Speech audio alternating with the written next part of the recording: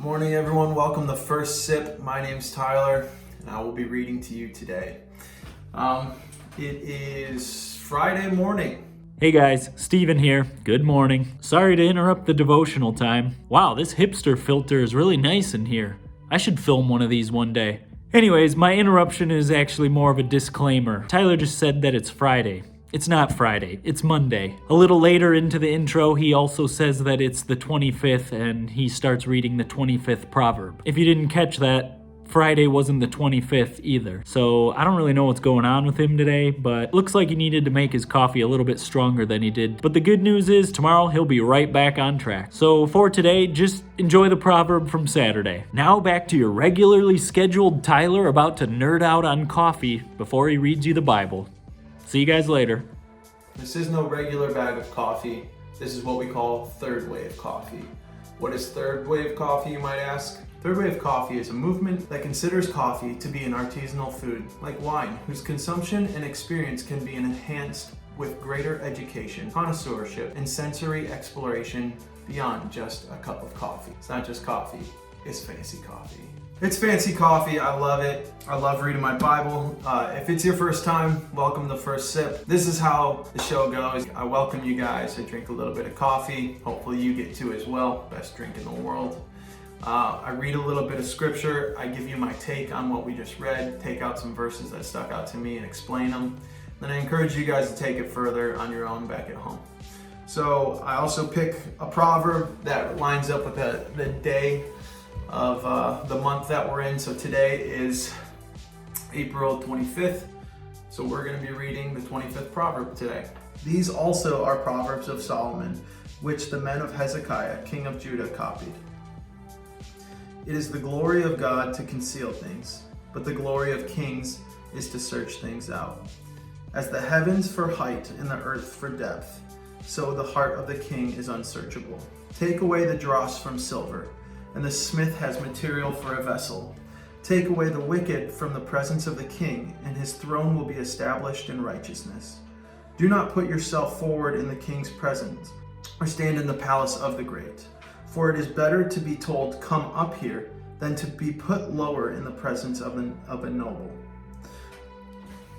What your eyes have seen, do not hastily bring into court. For what will you do in the end when your neighbors put you to shame? Argue your case with your neighbor himself, and do not reveal another's secret, lest he who hears you bring shame upon you, and your ill repute have no end. A word fitly spoken is like apples of gold in a setting of silver. Like a gold ring or an ornament of gold is a wise reprover to a listening ear. Like the cold of snow in the time of harvest is a faithful messenger to those who send him. He refreshes the soul of his masters. Like clouds and wind without rain is a man who boasts of a gift he does not give. With patience a ruler may be persuaded, and a soft tongue will break a bone. If you have found honey, eat only enough for you, lest you have your fill of it and vomit it. Let your foot be seldom in your neighbor's house, lest he have his of you and hate you. A man who bears false witness against his neighbor is like a war cub, or a sword, or a sharp arrow. Trusting in a treacherous man in a time of trouble is like a bad tooth or a foot that slips. Whoever sings songs to a heavy heart is like one who takes off a garment on a cold day, and like vinegar on soda. If your enemy is hungry, give him bread to eat, and if he is thirsty, give him water to drink.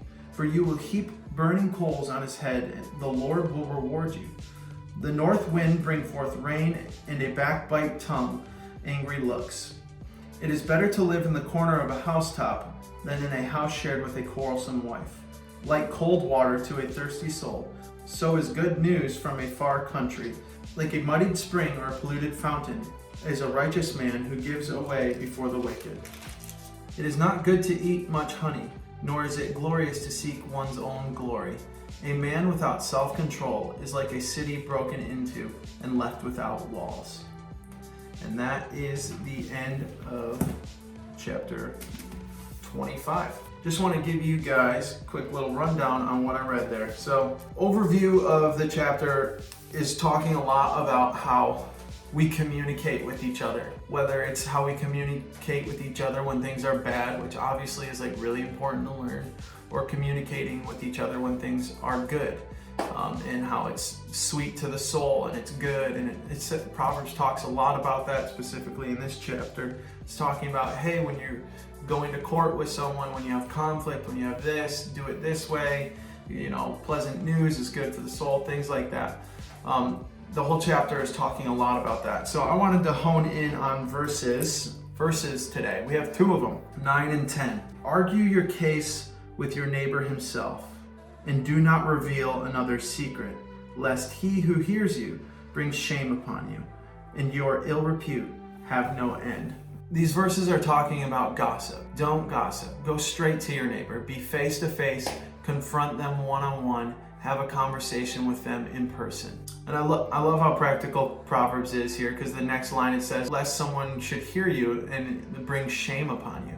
So like, if you're not going face to face with that person and you're talking about them and someone hears you, they're going to hear you and they're going to bring shame upon you. What do you do when you hear someone gossiping? You don't go like, yeah, good job, keep gossiping. No, it's like, they're not supposed to be doing that. And many times, when you hear other people gossiping, you immediately think what? You think less of that person for talking about them. Because if they're talking about them, they're, odds are they'll talk about anyone. They'll talk about you behind your back. It's not a good look, is what the Bible's saying here. And lastly, it ends with, it'll bring ill repute. Again, we're all reading the Bible here, and sometimes it uses language that you don't fully understand. I read that and I had an idea of what it meant, ill repute, and I was like, it has something to do with like what people think about you, and repute, and like reputation. So I looked up the word repute just to make sure I was understanding it properly. And it says, the opinion generally held of someone or something, the state of being generally regarded in a particular way. So the end of the verse here says, and your ill repute will have no end. If you are someone who chooses to gossip and that becomes your reputation, you'll get an ill reputation and it'll have no end. It's hard to reframe that reputation once it starts, as someone who spills other people's secrets, as someone who, gossips and really struggles with keeping their mouth shut. So when I read that, it's really applicable. I'm, a careering adult, and I'm in the workplace, and I've been in the workplace for years, and I want to tell you, the number one thing that I see divide teams and people and friend groups and circles is gossip. The one thing I think Satan loves to use more in the career world, in friend circles, in relationships, is gossip. Satan loves to get us to talk about people poorly and to spill secrets and to be loose-lipped. I don't know if you've ever heard the saying, loose lips sink ships, but it's true. If you are going around sharing things that aren't yours to share, you're going to injure people, and you're going to injure yourself, and you're going to injure your reputation. So by not doing that, by going face to face with the person, by choosing to not gossip, there's a couple things that happen. You get real quality communication. You start dealing with things in the way they were meant to be. But why did God put this instruction here in the Bible? It's because He loves us. It's not just simply good self-help practices. He loves us and He wants the best for us. Don't forget, this is about Jesus and the life He wants for us, not the life we want for us and how to get it. This is about how can we honor Jesus best. And in return, He loves us so much that He is gifting us this wisdom so that we can experience joy. He wants us to experience full relationships and not broken ones. And lastly, when you're obedient to this proverb, it builds your faith in Jesus. It builds your trust in Him. You read His word, you hear His word, and in the moment, it feels good to gossip. It feels good to maybe say something hurtful about that person or spill their secret. But when you trust and have faith in what He's written here, you get to see Jesus come alive in a very real way, where you get to see the fruit of not gossiping, where you get to see relationships become healthy through choosing to follow Jesus's instruction here.